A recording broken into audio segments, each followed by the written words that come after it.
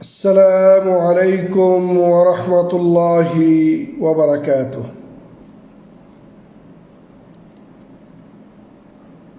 إن الحمد لله وحده والصلاة والسلام على من لا نبي بعده، أما بعد، فأعوذ بالله من الشيطان الرجيم. بسم الله الرحمن الرحيم. وأذن في الناس بالحج يأتوك رجالا وعلى كل ضامر يأتينا من كل فج عميق.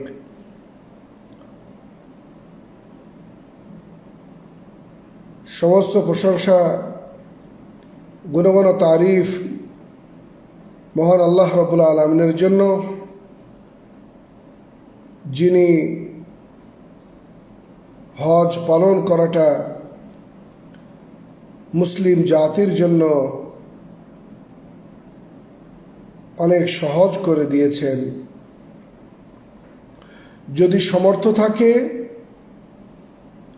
হজে আসার মতো ক্ষমতা থাকে, আল্লাহ রাব্বুল আলামিন হজে আসার পদ্ধতি, বাহন, সওয়ারি অনেক কিছু সহজ করে দিয়েছেন, যা পূর্বে ছিল না। এই জন্য আমরা আল্লাহ রাব্বুল আলামিনের দরবারে লাখো কোটি শুকরিয়া আদায় করি বলে আলহামদুলিল্লাহ।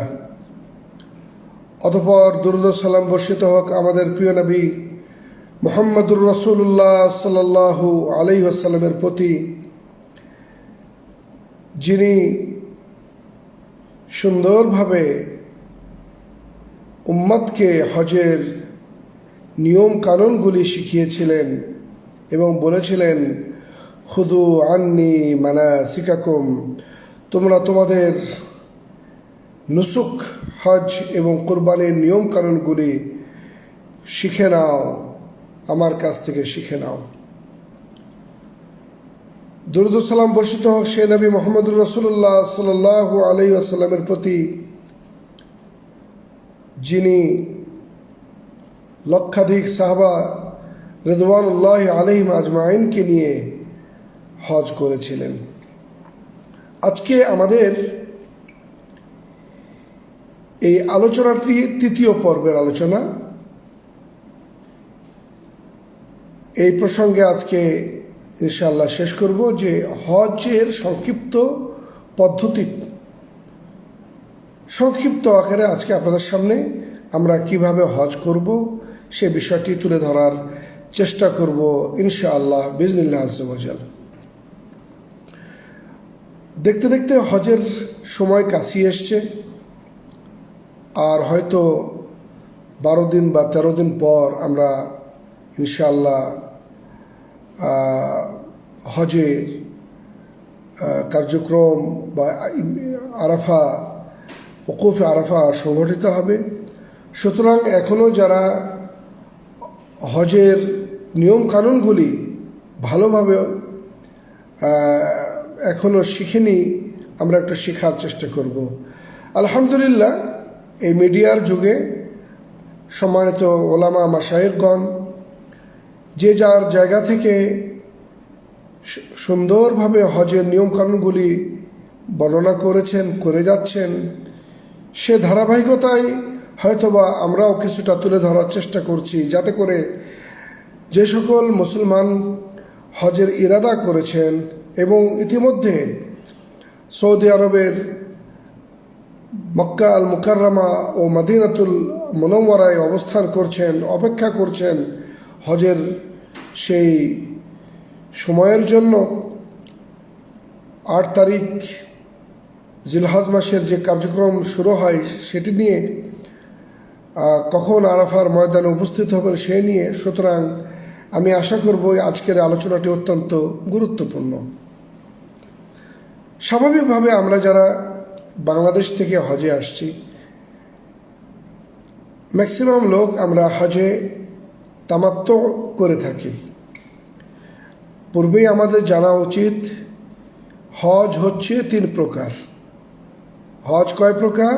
3 প্রকার। আপনি যে প্রকারই আদায় করেন না কেন, আপনার হজ্জাতুল ইসলাম আদায় হয়ে যাবে। কোনটা আফজাল, কোনটা আফজাল নয়, সেটা নিয়ে হয়তো কিছুটা মতভেদ আছে, কিন্তু হজ্জাতুল ইসলাম আদায় হয়ে যাবে। শুরু করি। প্রথম যে হজ সেটাকে বলে শুধু হজ, হজ্জে ইফরাদ। ইফরাদ হজ এমন একটি হজ যে হজে হাদি বা কুরবানির কোনো শর্ত নাই। যদি কোনো ব্যক্তি শুধু হজ করার নিয়ত করে, অর্থাৎ সে মিকাতে বলবে আল্লাহুম্মা লাব্বাইকা হাজ্জান, বাস, আল্লাহ আমি শুধু হজের নিয়ত করলাম।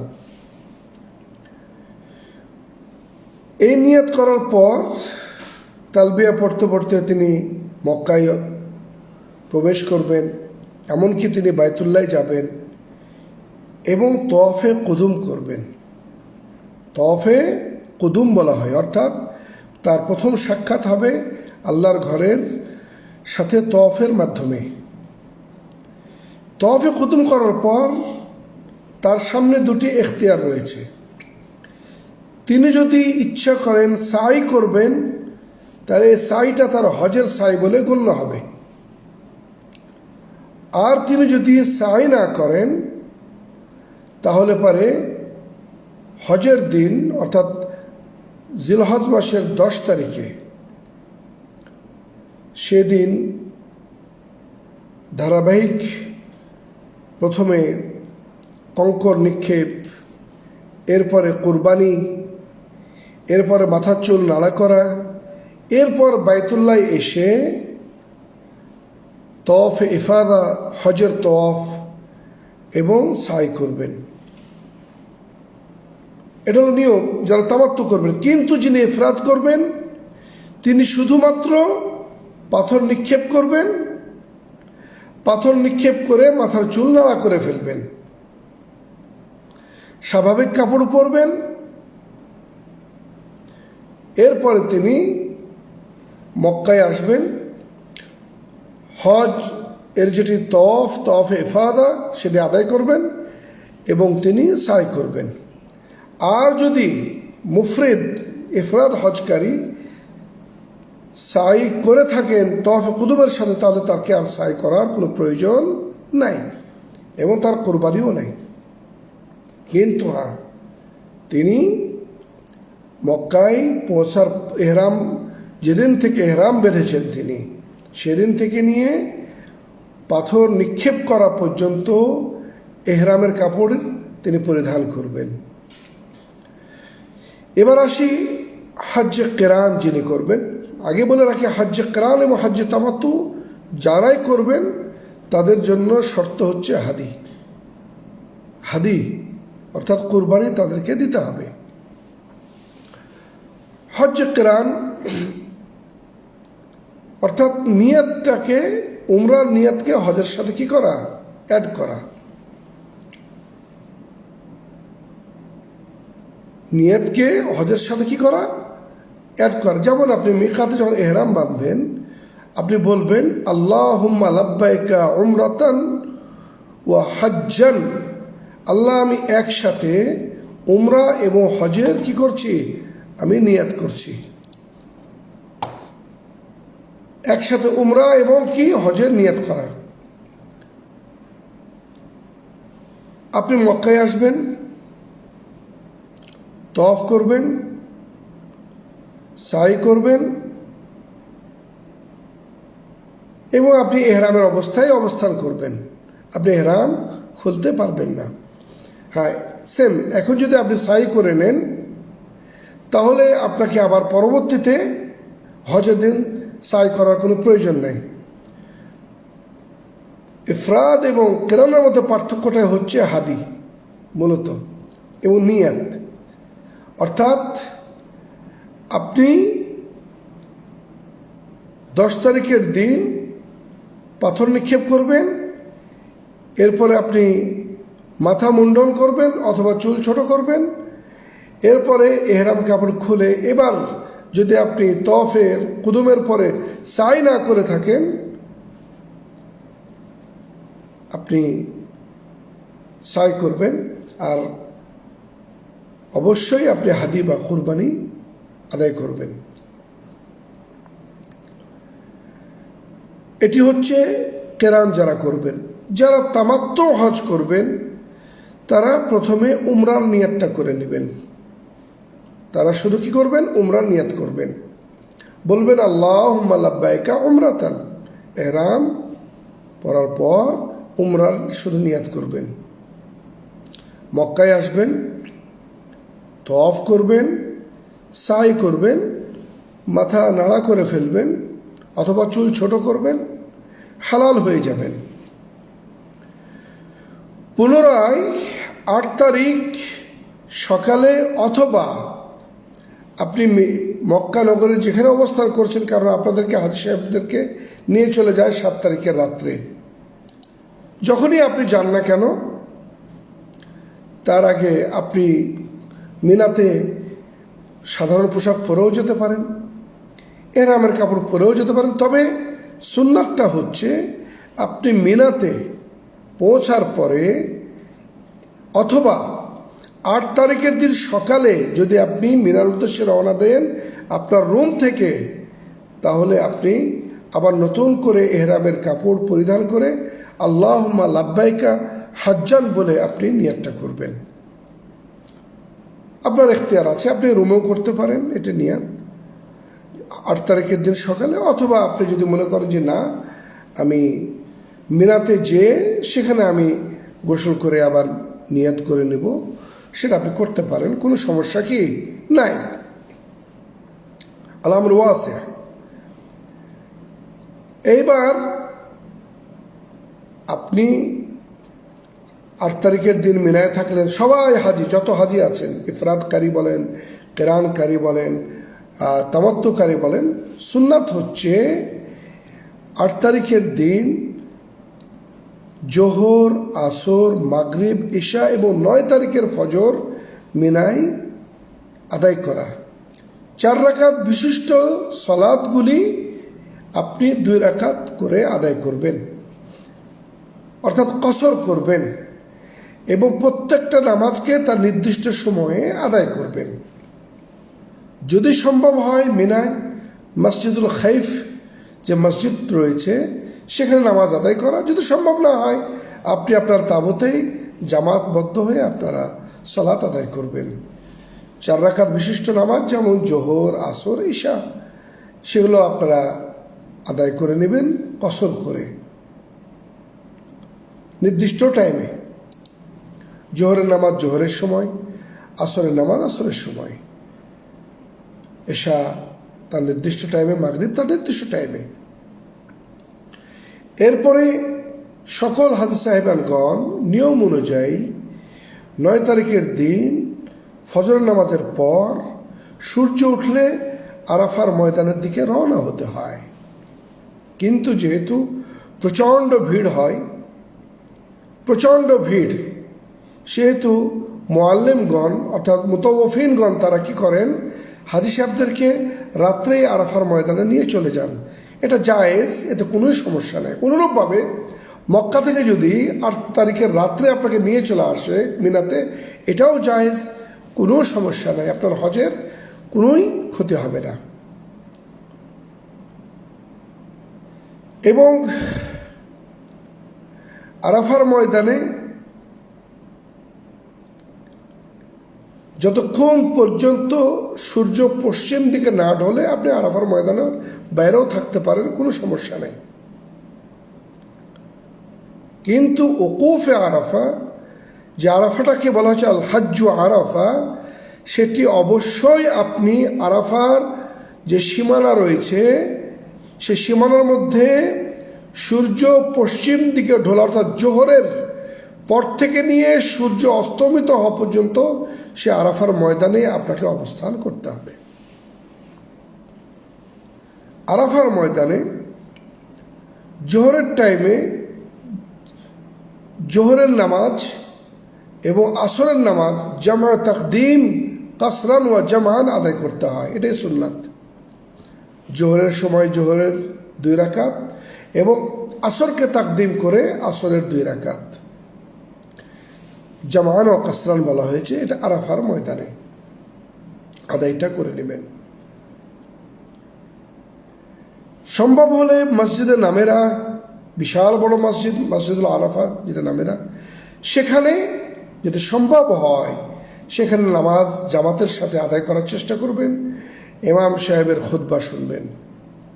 আর যদি সম্ভব না হয় তাহলে কখনোই তাকাল্লুফ করে বাইরে বের হবেন না, কারণ প্রচণ্ড ভিড় থাকে, রাস্তাগুলি একই রকম থাকে, ফলে খিমাতে অবস্থান করবেন।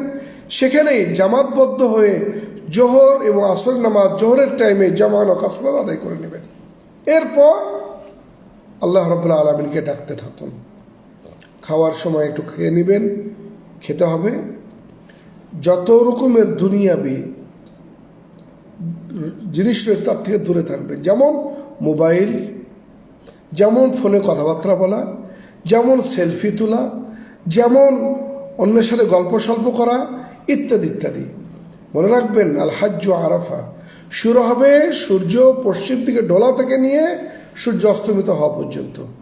এই যে নামাজ আপনি আদায় করে নিলেন জোহরের সময়, আসরের নামাজ, আর কোনো নামাজ, শুধু আপনি আল্লাহর জিকিরে মশগুল থাকবেন, কান্নাকাটি করবেন, দোয়া করবেন, এটাই হজ। আপনি নিজেকে মাফ করানোর চেষ্টা করবেন, এটাই হজ। তবে মনে রাখবেন অবশ্যই আরাফার ময়দানের যে সীমারেখা রয়েছে তার ভিতরে আপনাকে যেতে হবে, বাইরে থাকলে আপনার হজ আদায় হবে না। দোয়া করুন, কান্নাকাটি করুন। অনেক সময় দেখা যায় অনেক হাজী সাহেবানদেরকে রাস্তায় আসা যাওয়া করতে করতে সময় নষ্ট করে ফেলে। আলহামদুলিল্লাহ এদেশের সরকার হাফিজাহুল্লাহ ওয়া রাআহ তারা সুন্দর ব্যবস্থা করে রাখছে। তাবু ব্যবস্থা আছে হাজীদের জন্য, পানির ব্যবস্থা আছে, ঠান্ডা পানির ব্যবস্থা আছে, পর্যাপ্ত পরিমাণ টয়লেটের ব্যবস্থা আছে, এবং প্রত্যেকটা মুআসসাসার মুআল্লিমগণ দুপুরের খাবারও ব্যবস্থা করে থাকেন আমি যতটুকু জানি। সুতরাং আপনার কাজ হচ্ছে আল্লাহকে ডাকা।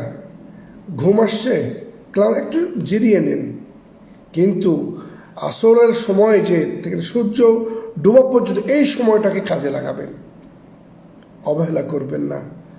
আত্মীয় স্বজনকে ছেড়ে লক্ষ লক্ষ টাকা খরচ করে আপনি কেন আসছেন? এই আরাফার দিনের জন্যই। ওই দিনটাই হলো হজ, এটি সবার জন্য প্রযোজ্য। এরপর যখন সূর্য ডুবে যাবে, আমরা অনেক সময় দেখি সূর্য এখনো ডুবে নাই, তার আগে অনেকে যাওয়ার চেষ্টা করেন না, এটি রাসূলের সুন্নাত নয়। বরঞ্চ যদি কোনো ব্যক্তি সূর্য ডোবার আগে আরাফার ময়দান ত্যাগ করে তাহলে তাকে কাফারা আদায় করতে হবে। এটা মনে রাখতে হবে, সবার আগে দাম দিতে হবে। সুতরাং সূর্য ডুবে যাবে, তারপরে আপনি যাবেন। গাড়িতে যেতে পারেন, পায়ে হেঁটে যেতে পারেন। আপনার গন্তব্যস্থল হচ্ছে এইবার মুজদালিফা। সকল হাজি, ইফরাদকারী, তামাত্তুকারী, কিরানকারী, সবার অবস্থান কোথায়? মুজদালিফার বিশাল ময়দানে। সেখানে আপনি যখনই পৌঁছবেন, প্রথম কাজ হলো অজু করে মাগরিবের 3 রাকাত এবং পরবর্তীতে এশার 2 রাকাত সালাত আদায় করে নেবেন। কিছু হালকা খেয়ে নিলেন, এরপর আপনি ঘুমিয়ে পড়বেন। কোনো গল্প গুজব নাই, কোরআন তেলাওয়াত নাই, জিকির আজকার নাই, আপনি ঘুমাবেন। এই ঘুমানোটাই হচ্ছে ইবাদত মুজদালিফার রাত্রে। আল মাবিদ মুজদালিফা, ঘুমানোটাই কি ইবাদত। ঘুমান, তৃপ্তির সাথে ঘুমিয়ে যাবেন। এরপরে ফজরের আজান হবে যখন, চতুর্দিকে উঠবেন, অজু করবেন, খণ্ড খণ্ড জামাতে যদি সম্ভব হয়। পার্শ্বেই মসজিদ আছে মাশআরিল হারাম, সেখানে হয়তো অনেকের যাওয়া সম্ভব হবে না। যেখানেই আছেন, যে জায়গাতেই আছেন, যে খালি ময়দানে আছেন, সেখানে খণ্ড খণ্ড জামাত আদায় করে নিয়ে এইবার যত পারেন আল্লাহর জিকির করেন। এত জিকির করেন, আল্লাহকে এত স্মরণ করেন। আল্লাহ বলেছেন যেমন পিতামাতাকে স্মরণ করেন তার চাইতে বেশি স্মরণ করেন, যত পারেন। কতক্ষণ পর্যন্ত? যতক্ষণ না পূর্ব দিগন্ত ফর্সা হয়েছে। যখন পূর্ব দিগন্ত ফর্সা হবে, আপনি সেখান থেকে, যেহেতু আজকে 10 তারিখ, সে 10 তারিখের কয়েকটি কাজ আছে। পাথর নিতে পারেন, অনেকেই পাথর নেন, ছোট্ট মটর দানার সমান হতে হবে পাথরটা, বড় না, একবারে ছোটও না। আমরা চানা বাদাম আছে না, চানা বাদাম, ঠিক ওইরকম চানা বাদামটা, বা মটর দানার চেয়ে একটু বড় চানা, এতটুক বাস। আপনি পাথর সংগ্রহ করতে পারেন পুরা 3 দিনেরই, অথবা আজকে যেটা দরকার সেটাই করতে পারেন, আপনার এখতিয়ার আছে। মুজদালিফা থেকেই যে পাথর সংগ্রহ করতে হবে এমন কোনো বাধ্যবাধকতা নেই। তবে মুজদালিফায় প্রচুর পাথর পাওয়া যায়, সাইডের পাথর থাকে, প্রচুর রাখা থাকে, সেখান থেকে আপনি ইচ্ছামতো পাথর সংগ্রহ করতে পারেন। কারণ মিনায় অনেক সময় দেখা যায় যে খিমার নিচে পাথর অনেক সময় পাওয়া যায় না, ওই যেখানে আপনারা খিমাতে নিচে পাথর থাকে বিছানো, আবার অনেক সময় পাওয়া যায়, অনেক সময় পাওয়া যায় না। ফলে যেখান থেকেই পাথর সংগ্রহ করেন কোনো সমস্যা নেই। এবার সকলেই আমরা চলে যাব কোথায়? মিনাতে যাব। এই দিনটাই 4টা মৌলিক কাজ আছে। আর যারা ইফরাদ করবেন তাদের কুরবানির কোনো ইয়া নেই। এদের প্রথম কাজ হচ্ছে সূর্য ওঠার পর থেকে সূর্য ঢোলা পর্যন্ত জামারাতুল আকাবা, বড়, সবচেয়ে বড়, অর্থাৎ মক্কার, অর্থাৎ এদিক থেকে মিনার দিক থেকে লাস্টের যেটাকে, এটাকে জামারাতুল আকাবা বলে। একে পাথর নিক্ষেপ করা 7টি। বিসমিল্লাহ আল্লাহু আকবার বলে শুরু করবেন, আল্লাহু আকবার, আল্লাহু আকবার, এভাবে যে পিলার রয়েছে সেই পিলারে মারবেন। পিলার পর্যন্ত লাউ লাগলো যেন গর্তে পড়ে সেটা খেয়াল রাখবেন। মনে রাখবেন এক্ষেত্রে অনেকেই জুতা, স্যান্ডেল, বড় পাথর অনেক কিছু নিক্ষেপ, এটা সম্পূর্ণ শরীয়ত বিরোধী কাজ এবং গুনাহের কাজ। ধীরে ধীরে ধীরে, তাড়াহুড়া না, ধীরে ধীরে ধীরে ধীরে সামনের দিকে অগ্রসর হবেন। দেখবেন একেবারে যে ইয়েটা রয়েছে সেখানে পৌঁছে যাবেন। বিসমিল্লাহ আল্লাহু আকবার বলে শুরু করবেন, এরপর আল্লাহু আকবার, আল্লাহ 7টি কঙ্কর মারবেন। এরপরে তার তীর যদি রক্ষা করা যায় সবচেয়ে উত্তম, কিন্তু বর্তমান প্রেক্ষাপটে ধারাবাহিকতা রক্ষা করা বড় কঠিন হয়ে দাঁড়ায়। আমি অনুরোধ করব হাজী সাহেবদেরকে যে আপনারা কুরবানির ঝামেলাতে যাবেন না, আবেগী হওয়ার কোনো প্রয়োজন নেই। আপনারা ব্যাংকে টাকা জমা করবেন, যদি ব্যাংকে টাকা জমা করেন তারা আপনার পক্ষ থেকে কোরবানি আদায় করে দেবে। কারণ মনে রাখবেন আপনি 10 তারিখে, 11, 12, 13 তারিখ 4 দিন কোরবানি করা যায়, হাজী সাহেবরা করতে পারে। ধারাবাহিকতা রক্ষা করতে পারলে ভালো, আর তারা হলে তাকাল্লুফ করবেন না। কারণ কুরবানির জন্য আপনাকে যেতে হলে সেই সারাইয়াও যেতে হবে, অথবা সেই নাক্কাসা যেতে হবে। ফলে আপনার অন্য রুকুন যেটা গুরুত্বপূর্ণ সেটা হয়তো আপনার ওই সময় আদায় করা কঠিন হয়ে দাঁড়াবে। কিন্তু উত্তম হলো পাথর নিক্ষেপ করার পরে মাথাটা নাড়া করে ফেলুন, সাধারণ কাপড় পরিধান করুন এবং গোসল পরিধান করে এবার আপনার যেটা গুরুত্বপূর্ণ রুকুন সেটা আদায় করার জন্য আপনি মক্কায় রওনা দিন। যারা বৃদ্ধ, বয়স্ক, তারা কষ্ট করে ওই দিন যাওয়ার কোনো প্রয়োজন আমি মনে করি না। আপনারা ইচ্ছা করলে এই তওয়াফ ইফাদা এবং সাইকে 13 তারিখ পর্যন্ত আপনারা ডিলে করতে পারেন। অর্থাৎ যখন আপনি 12 তারিখে পাথর মেরে আপনার রুমে চলে যাবেন মক্কাতে, ধীরস্থিরভাবে আপনারা স্বাভাবিক যারা বয়োবৃদ্ধ মানুষ, মহিলারা, এরপর আপনি তওয়াফ করবেন, আপনি সাই করবেন, ধীরে সুস্থে জায়েজ আছে, কোনো সমস্যা নেই। তবে শর্ত একটা বলে রাখতে হবে, যারা স্বামী স্ত্রী গেছেন, আপনার মাথার চুল নাড়া করার পরে আপনি প্রথম হালাল একেবারে তাহাল্লুল আল আউয়াল, কিন্তু সব জায়েজ, সুগন্ধি ব্যবহার জায়েজ, স্যান্ডেল পরা জায়েজ, মাথার টুপি, পাঞ্জাবি সুন্দর, কিন্তু স্ত্রীর সাথে মেলামেশা করা জায়েজ নয় যতক্ষণ পর্যন্ত তওয়াফে ইফাদা এবং সাইউল হজ আদায় না হয়ে যায়। এটা কিন্তু সতর্ক থাকা দরকার। আমরা দীর্ঘদিন হজের প্রোগ্রামে অংশগ্রহণ করাতে এই ধরনের অনেকগুলো প্রবলেমের মাসলা মাসাইলের সামনাসামনি আমাদেরকে হতে হয়েছে। সাবধান থাকবেন। আমি মনে করি পাথর নিক্ষেপ করে মাথার চুল নাড়া করে সরাসরি মক্কায় চলে যাবেন। হ্যাঁ, যে সকল হাজিগণ ইফরাদ এবং কেরান যারা হজ করেছেন, নিয়ত করেছেন, তারা যদি তওয়াফে কুদুমের পরে সাই করে থাকেন তাহলে তারা সাই আর করবেন না, শুধু হজের যেটা তফে ইফাদা সেটি তারা করবেন। আর যদি ওই দিন না করে থাকেন তাহলে অবশ্যই সাই করবেন এবং তফও করবেন এবং সাই করবেন, এটা হজের। আর যারা তামাত্তু করছেন তাদেরকে তো অবশ্যই তফের পরে সাই করতেই হবে। মনে রাখবেন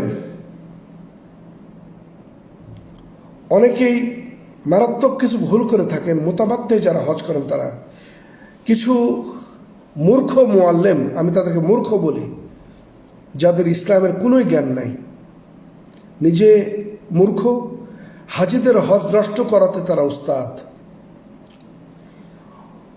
নিয়ত করছে তামাত্তু হজের, অথচ তারা কি করে 7 তারিখের দিন এহরাম পরিয়ে হাজিদেরকে একটা তওয়াফ করাই দেয় আর একটা সাই করে দেয় বলে আপনাদের হজের সাই হয়ে গেছে। নাউজুবিল্লাহ মিন যালিক। এটা কোনো মুতামাত্তির জন্য জায়েজ নয়। যারা তামাত্তু হজ করবেন আপনার হজের রুকনই শুরু হবে হলো এহরাম পরে 8 তারিখের দিন থেকে, এবং 9 তারিখ আরাফার ময়দানের পর আপনি হজ করবেন এবং সাই করবেন, তওয়াফ এবং সাই। অবশ্যই এই নোটটা মনে রাখবেন।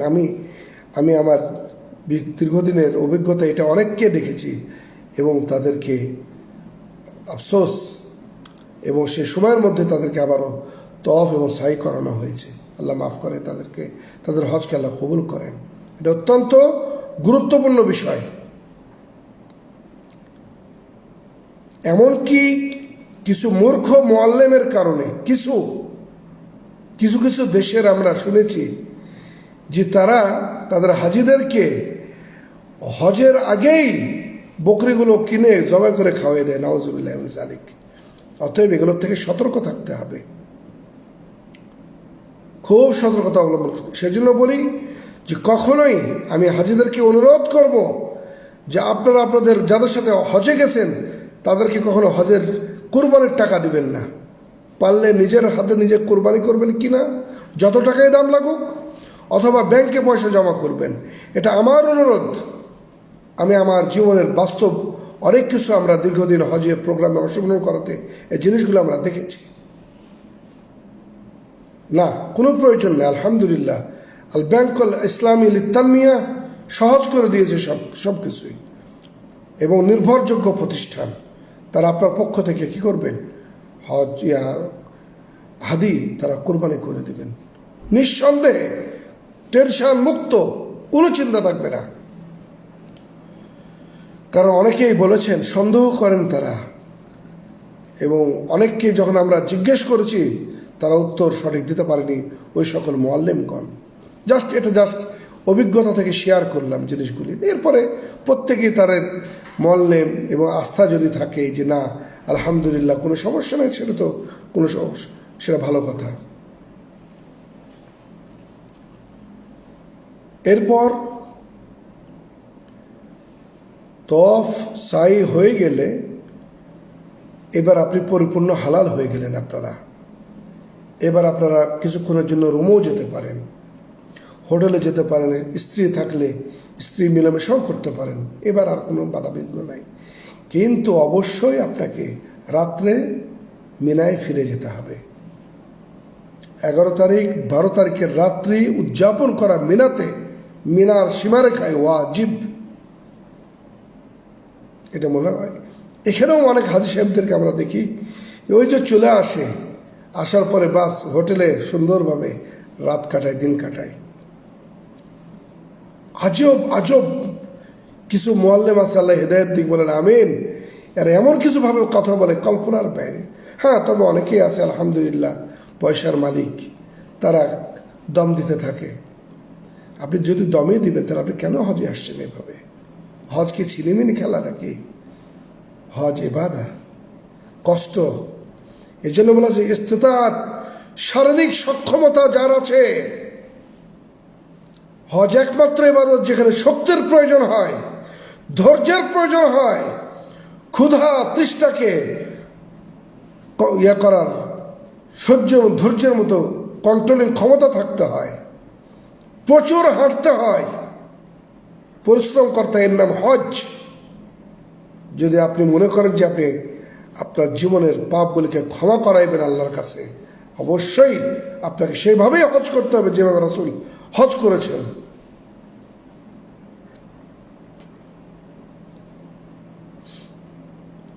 এরপর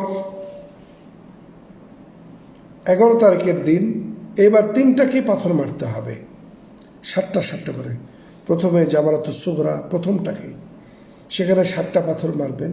মনে রাখবেন, পাথর মারার ক্ষেত্রে বাইতুল্লাহ থাকবে বামে, মিনা থাকবে আপনার ডানে। কিন্তু যদি আপনি অপোজিট সাইডও যান, জায়েজ আছে, কোনো সমস্যা নেই। প্রথমটাকে 7টা পাথর মারার পর সামনের দিকে এগিয়ে 2 হাত তুলে আল্লাহর কাছে দোয়া কবুল করবেন। এটি দোয়া কবুলের জায়গা। এরপরে জামরাতুল উস্তা, দ্বিতীয়টাকে পাথর মারবেন 7টি, যেমনটি মেরেছেন প্রথমটাকে। এরপর সামনে এগিয়ে যে আল্লাহর কাছে দোয়া করবেন, দোয়া কবুলের জায়গা। তৃতীয়টাকে পাথর মারার পরে আর দাঁড়ানোর কোনো বিধান নাই, আপনি সোজা আপনার খেমায় চলে আসবেন। মূলত সুন্নাত হচ্ছে এই দিন সূর্য ঢোলার পর থেকে নিয়ে পাথর, সূর্য ঢোলার পর থেকে নিয়ে পাথর নিক্ষেপ করা। সূর্য কিন্তু জায়েজ আছে, আপনি রাতেও মারতে পারেন। অনুরূপভাবে 10 তারিখে জায়েজ আছে, আপনি সূর্য ঢোলার পরেও সন্ধ্যা পর্যন্ত পাথর মারতে পারেন, জায়েজ আছে। আলহামদুলিল্লাহ, আদ-দীন ইউসরুন। কারণ আল্লাহ রাসূল বলছেন ইফআল ওয়ালা হারাজ, কাদ্দামা আও আখারা। 10 তারিখের আমলগুলিকে আগে পিছিয়ে করা যায়, আগে পাথর পরে, আগে মাথা নাড়া পরে পাথর, কুরবানি পরে পাথর, এই জিনিসগুলি আগে পিছিয়ে করা যায়। কারণ আল্লাহ রাসূল সাল্লাল্লাহু আলাইহি ওয়াসাল্লাম সেই দিনের ব্যাপারে আমলগুলিকে বলেছেন ইফআল ওয়ালা হারাজ। 11 তারিখের দিন 3টায় পাথর মারার পর আপনি এই যে মিনাল আইয়ামগুলিকে অবশ্যই কসর আদায় করবেন, 4 রাকাত বিশিষ্ট, এবং দোয়া করবেন, আল্লাহর কাছে জিকির আজকারে মত্ত থাকবেন। এরপর আপনি যেভাবে 11 তারিখ, এরপরে 12 তারিখেও আপনি কি করবেন? পাথর নিক্ষেপ করবেন। 12 তারিখে 3টাকে পাথর মারার পর, সূর্য পশ্চিম দিকে ঢোলার পর, অনেক সময় আমরা অনেক হাজিকে দেখি 11 তারিখের দিনই তারা 12 তারিখের পাথর মেরে চলে যায় মক্কাতে। এটা সম্পূর্ণ ভুল। এটাও হলো কিছু মূর্খ মুআল্লিমের কারসাজি। কারণ মুআল্লিমকে এই জন্য বলতেছে আমাদের দেশের, তারা হচ্ছে গাইড, তার উপর জিম্মাদারি আছে বিশাল বড়, যে তার সাথে যারা আসছে তাদের হজটা যেন নবী করিম সাল্লাল্লাহু আলাইহি ওয়াসাল্লামের সুন্নাত অনুযায়ী হজ হয়। কারণ আমরা অনেককে জানি, দেখেছি 11 তারিখে পাথর মেরে মিনা থেকে নিয়ে চলে যায় তারা, যত দ্রুত সম্ভব হোটেলে পার করে দিলে পারলে চলে না। এটা হজ, মানুষ লক্ষ লক্ষ টাকা খরচ করে আসছে হজের জন্য। ওইভাবে হজ করাবেন, দিক নির্দেশনা দেবেন যেমনটা আল্লাহ রাসূল করেছেন। যদি চলে যেতে চান তবে 12 তারিখে পাথর মারার পর, জোহরের পর পাথর মেরে তারপর আপনি চলে যান। কিন্তু যদি সূর্য ডুবে যায়, অবশ্যই 13 তারিখে পাথর মেরে আপনাকে যেতে হবে। কারণ আল্লাহ আপনাকে রুখসাত দিয়েছেন, ফামান তাআজ্জালা ফি ইয়াওমাইন ফালা ইসমা আলাইহি ওয়া মান তাআখারা ফালা ইসমা আলাইহি। 2 দিন পাথর মেরে যদি চলে যায় কোনো সমস্যা নেই, 3য় দিনও যদি পাথর মেরে যায় কোনো সমস্যা নেই। কিন্তু 11 তারিখে কখনোই আপনি যাবেন না। আমি হাজী সাহেবদের লক্ষ্য করে বলছি, এই ভুলগুলো আপনারা করবেন না। আপনি অপেক্ষা করেন, তাড়াহুড়ার কোনো কিছু নাই। আপনি হজের জন্য এসেছেন, কোনো তাড়াহুড়া নাই। এইভাবেই আপনার হজের মৌলিক যে দিকগুলি সেগুলো আদায় হয়ে যাবে। আপনি এবার ফিরে আসবেন 12 তারিখের মক্কাতে অথবা 13 তারিখে। এইবার আপনার প্রতি একটা ওয়াজিব থাকবে, সেটা হলো বিদায় তওয়াফ। আপনি সর্বশেষ সব বাজার ঘাট কেনাকাটা করে যখন আপনি বাইতুল্লাহ আপনার গাড়িতে যাবেন, তার কিছুক্ষণ আগে বাইতুল্লাহ এসে তওয়াফ করে চলে যান। সুন্নাত হচ্ছে এটাই, যে আপনি সর্বশেষ মক্কার কাজ হচ্ছে বাইতুল্লাহর দর্শন। হ্যাঁ, এখন যেহেতু অনেক সময় জাম থাকে, অনেক সময় গাড়ি আসতে দেরি হয়, অনেকে বলে যে হুজুর যদি দেখি যে তফ তো করেই ফেলেছি, কিন্তু সামনে বাইতুল্লাহ এখনো গাড়ি এসে উপস্থিত হয়নি, তা আমরা বাইতুল্লাহ যেতে পারবো না? হ্যাঁ, নামাজ পড়তে পারবেন, কোনো সমস্যা নেই ইনশাআল্লাহ। কিন্তু দুনিয়াবি কোনো কর্মকাণ্ডে লিপ্ত হতে পারবেন না। প্রয়োজনীয় জিনিস যেন সেটা করতে পারবেন, যেমন খাওয়া দাওয়া, তারপরে ওষুধ, ডাক্তারখানা, ডাক্তার ইত্যাদি। কিন্তু কেনাকাটা বিদায় তওয়াফের পরে না, চলবে না।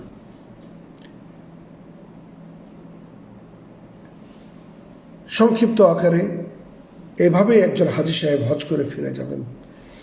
কিছু নোট আপনাদেরকে এখন বলতে চাই, সেটা হচ্ছে সেলফি তোলা থেকে বিরত থাকবেন। এটি রিয়া এবং সুমা হয়ে যায়, ছোট ছোট শিরক হয়ে যায় এর দ্বারা। কারণ আপনি হজে আসছেন আল্লাহকে সন্তুষ্টি করার জন্য। সেলফি তুলে আপনি যদি ফেসবুকে ছাড়েন, তাহলে আপনি মানুষকে দেখালেন, এটা আল্লাহ পছন্দ করেন না। ধৈর্যের পরিচয় দিবেন, কাউকে কষ্ট দিবেন না। গত আলোচনা যেগুলো আমরা বলেছি, এহরাম অবস্থায় এবং আরাফা, মিনা এবং মক্কাতে অবস্থানকালে সূর্য এবং ধৈর্য পরিচয় দিতে হবে। মনে রাখবেন, এ হজ হচ্ছে বিশাল একটি মিলন মেলা। সমগ্র বিশ্ব থেকে লক্ষ লক্ষ মুসলমান আসেন। অনেকের ভাষা বোঝা যাবে, অনেকের ভাষা বোঝা যাবে না, ইশারাতে ভাব বিনিময় হবে। সুতরাং আপনি আপনার আচার আচরণ ব্যবহার দিয়ে প্রমাণ করবেন যে আপনি একজন পাক্কা এবং সাচ্চা মুসলমান। আপনি পাক্কা এবং কি সাচ্চা মুসলমান। ভুলে আমরা যেন না যাই, আমরা প্রত্যেকেই আল্লাহর বান্দা। হজে সবাই আমরা সমান, কেউ ধনী, কেউ গরিব না, কেউ বড় ছোট না। সতর্কতা অবলম্বন করবেন। মাহজুরাতুল ইহরাম যেগুলি আছে সেগুলোর থেকে বিরত থাকবেন। আর কানগুলিকে সঠিকভাবে পালন করবেন, ওয়াজিবাতগুলিকে সুন্দরভাবে পালন করবেন, সুনানগুলিকে সুন্দরভাবে পালন করবেন। এইভাবে আপনি আপনার হজকে সম্পাদন করবেন। আল্লাহ রাব্বুল আলামিনের দরবারে দোয়া করি, আল্লাহ রাব্বুল আলামিন যেন যারা হজ করতে এসেছে এবং যারা হজ করতে চায়, আল্লাহ যেন সবারই মনের আশা পূর্ণ করেন, বলেন আমিন। সংক্ষিপ্ত আকারে কিছু কথা তুলে ধরলাম। আল্লাহ আমাদের সকলকে তৌফিক দান করুন, সঠিকভাবে আমল করার এই প্রত্যাশা ব্যক্ত করে এখানে শেষ করলাম। আমা আলাইনা ইল্লাল বালাগ ওয়া আখির দাওয়ানা আলহামদুলিল্লাহি রাব্বিল আলামিন। আসসালামু আলাইকুম ওয়া রাহমাতুল্লাহি ওয়া বারাকাতুহু।